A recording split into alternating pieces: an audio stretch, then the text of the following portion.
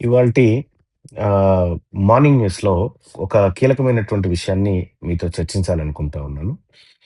ఒకటి, cockroach Janata party నిన్న జంతర్ మంతర్ దగ్గర, ఢిల్లీలోని జంతర్ మంతర్ దగ్గర చేపట్టినటువంటి ధర్నా ఏదైతే ఉందో, ఆ ధర్నా ద్వారా 2, 3 అంశాలు మనం ఇక్కడ గమనించాలి. ఒకటి, భారతదేశంలో నియంతృత్వ పరిపాలనకు వ్యతిరేకంగా, మరీ ముఖ్యంగా యువత, ప్రజలు కంటే యువత, యువత మేల్కొన్నదంటే నిజంగా ఇదొక శుభ పరిణామం ఈ దేశంలో.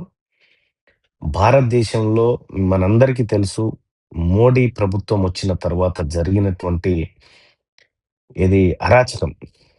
ఒక ఏది ఒక మూఢనమ్మకాలకు సంబంధించినటువంటి అరాచకం ఏదైతే జరిగిందో, దాని నుంచి ప్రజలు విసిగెత్తిపోయినారనేది కంప్లీట్‌గా క్లియర్‌గా అర్థమవుతా ఉన్నటువంటి నేపథ్యంలో, ఇక నిరు విద్యార్థులకు సంబంధించి నీట్ పేపర్ లీక్‌కి సంబంధించినటువంటి అంశంలో ప్రజలంతా నిరసన వ్యక్తం చేసి, కేంద్ర ప్రభుత్వ పనితీరుని ఎండగట్టి, కేంద్ర విద్యాశాఖ మంత్రి ధర్మేంద్ర ప్రధాన్‌ను రాజీనామా చేయాలని చెప్పి డిమాండ్ చేస్తున్నటువంటి పరిస్థితి మనం చూస్తున్నాం.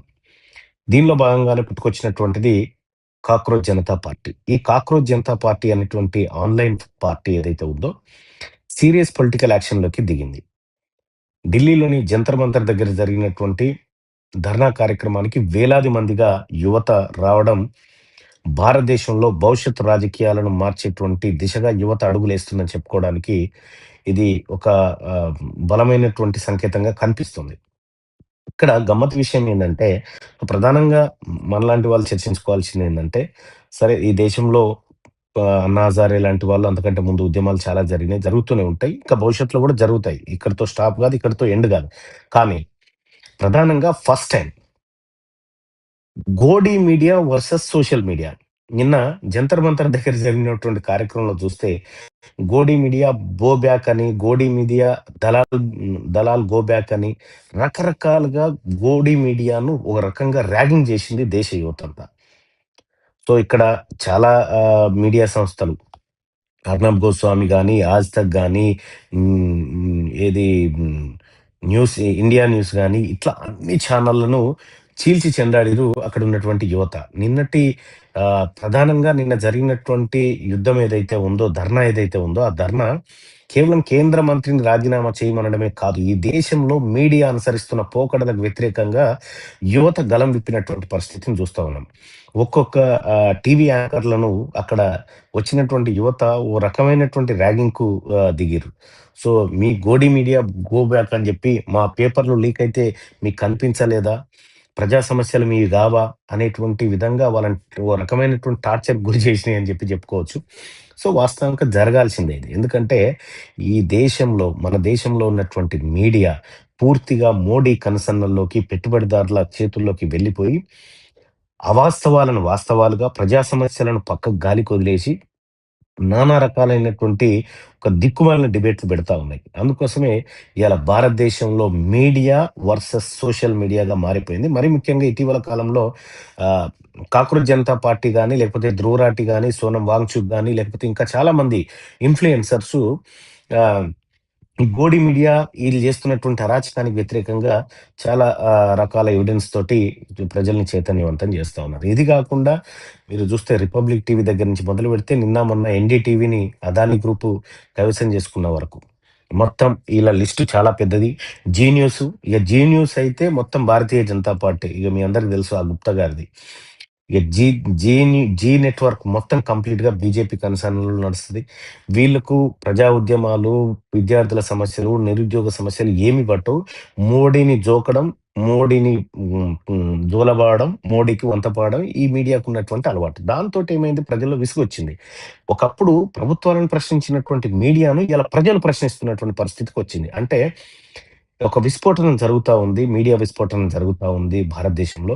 దానికి ఆల్టర్‌నేట్‌గా ది వైర్ అని జెప్పి, ఆ తర్వాత క్వింట్ అని జెప్పి ఇట్లా చాలా సైట్‌లొచ్చినాయి. చాలా ఇన్‌ఫ్లుయెన్సర్‌లొచ్చినారు నేషనల్ మీడియాకి వ్యతిరేకంగా. సో, కాబట్టి మీడియా తన బాధ్యతల నుంచి పూర్తిగా విస్మరించి, పాలకుని కాళ్ళకు మడుగులొత్తుతున్నటువంటి నేపథ్యంలో ప్రజలు ఆల్టర్‌నేట్ వైపు చూస్తున్నారనేది స్పష్టంగా నిన్నటి దాంతోటి అర్థమవుతోంది. సేమ్ టైమ్ తెలంగాణలో గూడా అదే మీడియా. మీరు జూడండి, తెలంగాణలో కేసీఆర్ మాట్లాడాలి, కేటీఆర్ హరీష్ రావు, లేకపోతే రేవంత్ రెడ్డి, లేకపోతే బీజేపీ నాయకులు. వీళ్ళ చుట్టూ మాత్రమే ఈ మీడియా తిరుగుతుంది. ఎందుకంటే ఈ అగ్రవర్ణాలకు గావాల్సిన అప్పర్ కాస్ట్ మీడియా గదా! వీళ్ళకు సహజంగానే బీసీ ఉద్యమాలైనా, సో డ్రోన్ ప్రాంగణానికి సంబంధించినటువంటి ఈ ఈ ఈ ఈ నిమ్న వర్గాలకు సంబంధించినటువంటి ఏవైతే సమస్యలున్నాయో వాటిని ఎట్టి పరిస్థితిలో పట్టించుకోవు. దాన్ని సమస్యలుగా చర్చకు పెట్టాయి. కానీ నేను జెప్తా ఉన్నా ఈ తెలంగాణ రాష్ట్రంలో గూడా మీడియా పైన ప్రజలు తిరుగుబాటు జేసేటువంటి రోజులు అతి త్వరలోనే ఉంటాయి. మెజారిటీ ప్రజలైనటువంటి బీసీలను విస్మరిస్తున్నటువంటి మీడియా ఛానెల్‌లు, లేకపోతే మీడియాగా చెప్పబడుతున్నటువంటి వాళ్ళెవరైతే ఉన్నారో, వాళ్ళందరికీ ఖచ్చితంగా భవిష్యత్తులో ఒక దిశానిర్దేశం మాత్రం ఈ ఉద్యమాలు చూపిస్తాయి. సో, అప్పటి వరకు మనం వేచి చూడొచ్చు. వాస్తవానికేందంటే, ఇక్కడ అభిజిత్ దీప్‌కే ప్రారంభించినటువంటి కాక్రోచ్ జనతా పార్టీకి దాదాపు 22,000,000 ఫాలోవర్లు మనం జూస్తా ఉన్నాం. అయితే గోడి మీడియా అందరికి కలిపి గూడా 22,000,000 లేరు. సో, కాబట్టి సోషల్ మీడియా ఎంత పవర్‌ఫుల్లో ఈ దేశం త్వరలో రుచి జూసేటువంటి అవకాశం ఉంది.